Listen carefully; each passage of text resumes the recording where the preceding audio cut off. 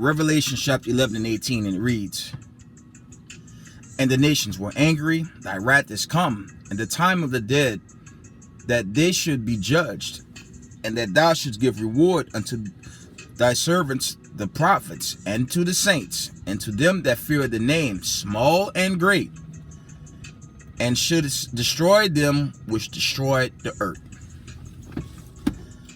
Giving all praise, honor, and glory to the Most High Power of Israel, Yahweh, Ba'ashem HaMashiach Yahweh Shai.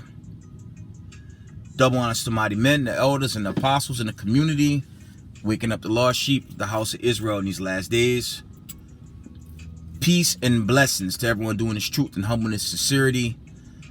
Again, I'm going to say shalom. Quick article, few precepts, and I'm going to end the video. Coming from a world news source, or an international source. It says, Russian troops destroyed Western supplied vehicles in Belgorod.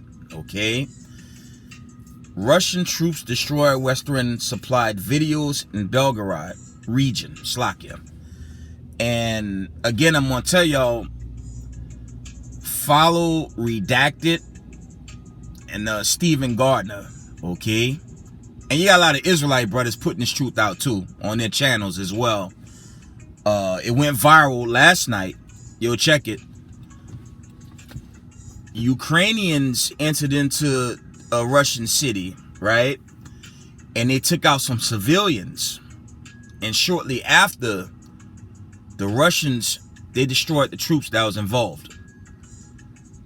But they took all the shots of the vehicles. It was like brown United States military, like tanks. How do you say? It might have been a Hummer or two in there, but they took images of the United States flags that was on the vehicles. And Russia made quick work of those Ukrainian soldiers after that incident played out. But I'm going to tell y'all something. That should be extremely, okay? That should be extremely alarming for the United States sheepfold, okay? The Western sheep, led by the mainstream media, have no idea what could play out going forward. The Most High could bring about this greater judgment, okay? And for us in the knowledge of this truth, we gotta keep these commandments as these judgments be made manifest, right? Because remember, it's gonna be the power of Abraham, Isaac, and Jacob that put the spirit on those BRICS nations to just shoot them nukes, man. And the elect gonna be delivered to the other side, okay? Then the account in Joel gotta play out. Joel, the 3rd chapter. Okay, and there's some other precepts, Slovakia. You have accounts also in the Apocrypha that go into when Hamashiach Yahweh Shai gonna finish off these nations. These are the days we live in. Okay? Because Russia have the evidence that American supplied weaponry has killed his civilians. So you have an escalation of this war. And as I've been pushing, this war is going to turn nuclear. And them ICBMs and SARMATs, y'all know the classic account, Revelations, the 18th chapter. Them SARMATs going to fly. And we best be ready. Let's read this article. It says, United States and Polish armored cars were among the militant document losses. Okay. And keep in mind, all this money for Ukraine is on taxpayers' dollars going straight to hell. Okay? All the taxpayers' dollars is just going to hellfire. It's just a waste of money. That's what I'd say all taxpayers' dollars went. At least the poor taxpayers. All the refund money just got burnt away, bombed to hell.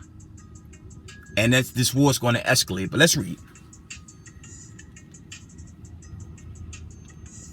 Several American-made armored cars were among the 7 vehicles documented to have been destroyed on Monday when a unit of Ukrainian militants was defeated after trespassing into Russia's border region of Belgorod. Photos and videos taken by Russian military in aftermath of the battle showed several abandoned, damaged, or destroyed vehicles used by Ukrainian forces. 2 M151A1 Humvee armored cars can be seen stuck in what appeared to be a bomb cage, showing combat damage. Another Humvee, the light armored cargo version, still in desert tan color, sat on the side of the road with its tires shot out. 2 of the M124 Max Pro armored vehicles were apparently left behind, one near a tree line, another inside a warehouse. The mine-resistant ambush-protected vehicle is made by the United States company. There it is. Navstar Defense in cooperation with the Israeli Palestine Sasa. Okay. Since early in the day, the Russian Defense Ministry said that over 70 Ukrainian terrorists, 4 armored combat vehicles, and 5 pickup trucks had been destroyed in Belgorod clash, with the remaining intruders pushed back into Ukraine, completely eliminated by artillery fire. There it is. The Russians took them out super quick. Let's finish this article. Moscow described the raid as an attempt to terrorize civilians to distract from the military defeat. And Osmaz called Bakhmut by Ukrainians a key city in Donbass taken by the Russian military and the Wagner Group forces over the weekend. 1 civilian was killed and 12 were injured in the incursion. Last 3 paragraphs. Kyiv has attempted to disavow the raid from the top. Slovakia, y'all. Kyiv has attempted to disavow the raid by claiming it was carried out by Freedom of Russia Legion and Russian Volunteer Corps, the neo-Nazi unit that claimed responsibility for a similar raid in Bryansk region in March. The Kremlin responded that it was a distinction without difference, as the militants fought in Ukrainian military using equipment provided by the West, aka the United States of America. Both the Pentagon and the State Department cast doubt on authenticity of the videos and photos from the battlefield. Okay, watch that 20-minute video on Redacted. You can follow them on Rumble or YouTube. The video speaks for itself. So the American media, I'm gonna go off a bit. That American mainstream media, they intentionally trying to keep the people asleep. And we going into a phase of a war, and I'm praying to the Most High, okay, that greater judgment follow, but I'm getting too excited. Let me fall back and finish this article. Okay. Both the Pentagon and the State Department cast doubt on the authenticity of the videos and photos from the battlefield. Pentagon spokesman General Pat Ryder did say that the United States government had only provided the equipment to Kyiv and not to any paramilitary organization outside the Ukrainian armed forces, and they lying their ass off. Ryder also insisted that the United States had put in place some very strict protocols in terms to in-use monitoring and have had good success working with our Ukrainian partners towards that end. A lie. That's the end of that article. We're going to get some precepts and we're going to wind it down. And this is a very serious portion of this war, and it's going to increase before the Lord bringing that great judgment. Let's get the scriptures. Let's get the scriptures. That's pretty serious stuff going on out there. Right?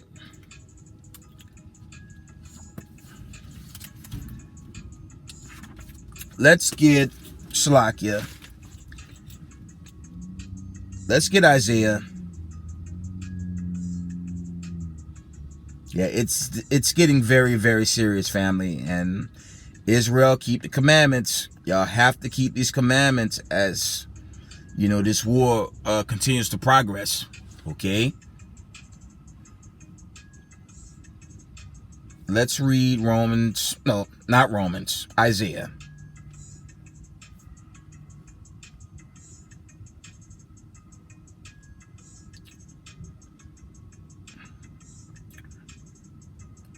Let's go to the 13th chapter.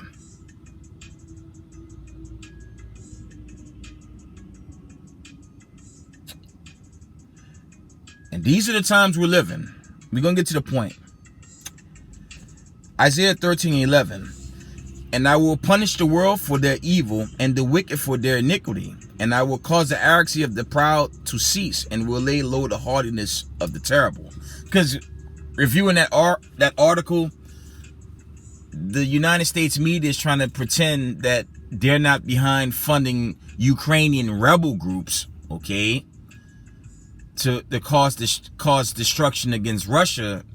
And if they're doing it, okay, if they're doing it with American vehicles, United States weaponry, at some point, I'm telling you, at some point, Russia gonna send them Sarmats, man, and blow this place to hell, man. Going into that deliverance and destruction of this wicked kingdom. Read this again. Isaiah 13:11. And I will punish the world for their evil and the wicked for their iniquity. And I will cause the arrogancy of the proud to cease, and it will lay low the haughtiness of the terrible. Okay, and now I was talking up with my old man. I was telling him, you know, family, the United States of America is no longer a powerhouse, man. It's a decaying kingdom. It's no longer the same place, and you could tell they desperate. Instead of Washington and the Zelensky guy having a conversation to end that war, they're still trying to further it with hardly any troops to fight that war. And a great judgment, I'm telling y'all, a great judgment gonna follow. Okay?